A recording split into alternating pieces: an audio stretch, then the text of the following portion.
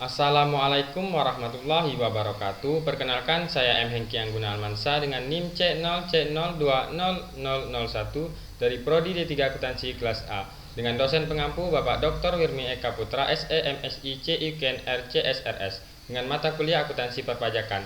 Baiklah, saya akan mempresentasikan tentang konsep biaya dibayar di muka. Definisi beban dibayar di muka. Menurut Will and Co., beban dibayar di muka adalah pos-pos atau item yang pada awalnya dicatat sebagai harta tetapi diharapkan menjadi beban di kemudian hari setelah melampaui kegiatan normal perusahaan. Beban dibayar di muka biasanya dikelompokkan ke dalam aset lancar. Beban dibayar di muka ini dapat berupa beban dibayar di muka atas asuransi, sewa, dan pajak. Untuk akuntansi komersial, pencatatan beban dibayar di muka dapat dilakukan dengan dua pendekatan, yaitu pendekatan harta dan pendekatan beban. Biaya dibayar di muka adalah biaya yang dibayar sebelum menggunakan jasa atau barang yang Anda akan gunakan. Anda dikenakan biaya ini ketika Anda membayar sesuatu yang akan Anda terima dalam waktu dekat. Setiap kali Anda membayar sesuatu sebelum menggunakannya, Anda harus mencatatnya melalui entry biaya dibayar di muka. Asuransi dibayar di muka. Asuransi dibayar di muka adalah premi asuransi yang dibayar di muka oleh perusahaan dan pembayarannya diberikan kepada penyedia jasa asuransi. Maka dari itu, asuransi dibayar di muka dicatat dalam perencanaan finansial karena akan mempengaruhi pengeluaran biaya. Asuransi dibayar di muka tidak dikenakan PPN maupun pajak penghasilan. Sebagai contoh, pada tanggal 1 Januari 2012 dibayar premi asuransi untuk kendaraan sebesar 12 juta untuk 1 tahun. Turunannya adalah sebagai berikut. Asuransi dibayar di muka di sebelah debit dan kas atau bank di sebelah kredit sebesar 12 juta. Lalu sewa dibayar di muka. Terbagi atas dua. Yang pertama, sewa atas tanah dan atau bangunan. Penyewaan tanah dan atau bangunan akan dipotong oleh penyewa pada saat pembayaran atau pembebanan biaya, dan pihak penyewa tersebut yang akan membayar atau menyetorkan PPh pasal 4 ayat 2 tersebut ke kas negara dengan menggunakan surat setoran pajak atau SSP paling lama tanggal 10 bulan berikutnya dan melaporkannya ke kantor pelayanan pajak atau KPP dengan menggunakan surat pemberitahuan atau SPT masa PPh final pasal 4 ayat 2 paling lambat tanggal 20 bulan berikutnya. Yang dua, sewa dan penghasilan lainnya sehubungan dengan penggunaan harta. Sebelum tahun 2009, PER 70-PJ-2007, sewa dan penghasilan lain sehubungan dengan penggunaan harta dikenakan PPh 23 sebesar 15% dari perkiraan penghasilan neto. Sewa dan penghasilan lain sehubungan dengan penggunaan harta tersebut dibagi atas: 1. Sewa atas kendaraan angkutan darat, 2. Sewa atas aset tetap lainnya. Lalu ada pajak dibayar di muka. Pajak dibayar di muka merupakan pembayaran pajak yang dilakukan pemotongan dan atau pemungutan oleh pihak lain serta pembayaran pajak yang dilakukan sendiri oleh WP yang dapat diperhitungkan dengan pajak terutang, PPh, badan atau pajak keluaran WP. Pembayaran pajak di muka diakui sebagai aset bagi WP. Pajak dibayar di muka berupa PPh 22, PPh 23, PPh 24, PPh 25 dan pajak masukan. Pajak penghasilan 22.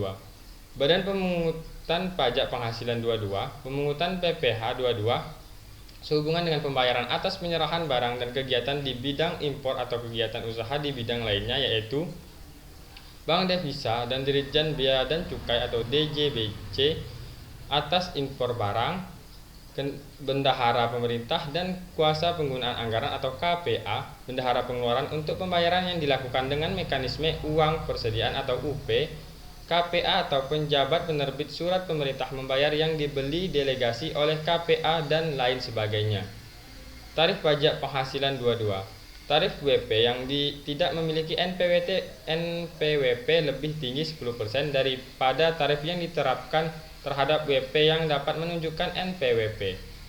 Tarif ini berlaku hanya untuk pemungutan PPh 22 yang bersifat tidak final. Bukan objek pemungutan pajak penghasilan, yaitu impor barang dan penyerahan barang yang berdasarkan ketentuan peraturan perundang-undang tidak terutang PPh. Impor barang yang dibebaskan dari pemungutan bea masuk dan PPN. Impor sementara, impor kembali, pembayaran untuk pembelian gabah dan beras oleh Bulog.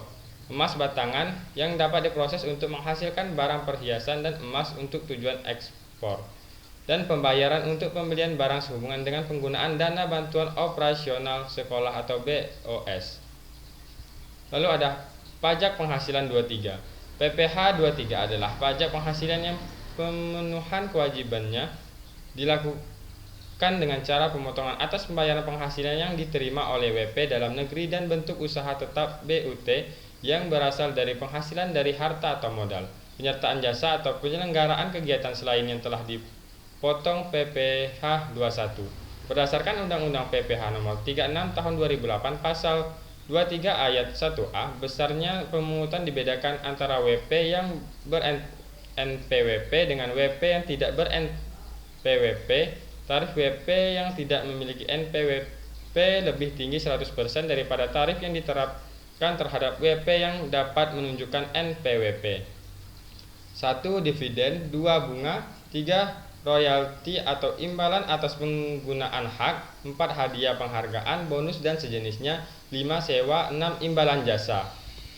Lalu ada pajak penghasilan 24. PPh 24 merupakan pajak yang telah dipotong oleh negara lain tempat WP memperoleh penghasilan yang boleh dikreditkan terhadap pajak yang terhutang di Indonesia atau kredit pajak luar negeri KPLN karena menganut asas world income.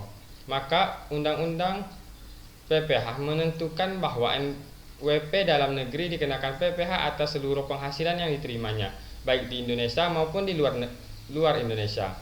Atas penghasilan tersebut, maka WP harus melaporkan dengan cara 1. Melaporkan rincian penghasilan yang diterima atau diperoleh di luar negeri dan penghitungan KPLN dari WP dalam tahun yang bersangkutan.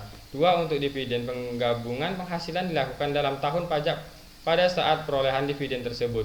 3. Mengajukan permohonan KPLN sesuai dengan KMK 164/KMK 04/2002 dengan melampirkan 1. Laporan keuangan dari penghasilan yang berasal dari hasil usaha di luar negeri, 2. Fotokopi SPT pajak yang disampaikan di luar negeri, 3. Fotokopi dokumen pembayaran pajak di luar negeri. Lalu ada pajak penghasilan 25.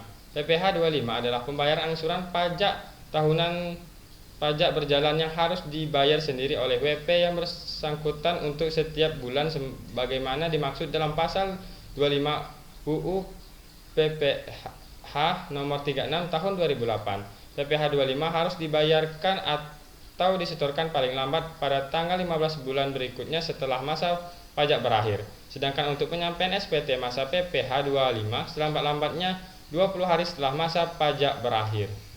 Lalu ada pajak masukan atau PPN masukan. 1. Mekanisme pengkreditan pajak masukan. A. Apabila dalam suatu masa pajak PKP selain melakukan penyerahan yang terutang pajak juga melakukan penyerahan yang tidak terutang pajak. Sepanjang bagian penyerahan yang terutang pajak dapat diketahui dengan pasti dari pembukuannya, maka jumlah pajak masukan yang dapat dikreditkan adalah pajak masukan yang berkenaan dengan penyerahan terutang pajak. B. Besarnya pajak masukan yang dapat dikreditkan oleh PKP yang penghasilannya tidak melebihi jumlah sebesar 1,8 miliar. 2. Pajak masukan yang dapat dikreditkan. Pajak masukan pada dasarnya dapat dikreditkan dengan pajak keluaran dalam masa pajak yang sama. 3. Pengkreditan pajak masukan pada masa tidak sama. A. Pajak masukan yang dapat dikreditkan tetapi belum dikreditkan dengan pajak keluaran pada masa yang sama, maka dapat dikreditkan pada masa pajak berikutnya paling lambat 3 bulan setelah berakhirnya masa pajak yang bersangkutan sepanjang belum dibebankan sebagai biaya dan belum dilakukan pemeriksaan. B. Dalam hal jangka waktu tersebut telah dilampaui, maka pengkreditan pajak masukan tersebut dapat dilakukan melalui pembetulan SPT masa PPN yang bersangkutan. Demikianlah hasil presentasi saya. Jika ada kesalahan kata, saya mohon maaf. Saya akhiri dengan wassalamualaikum warahmatullahi wabarakatuh.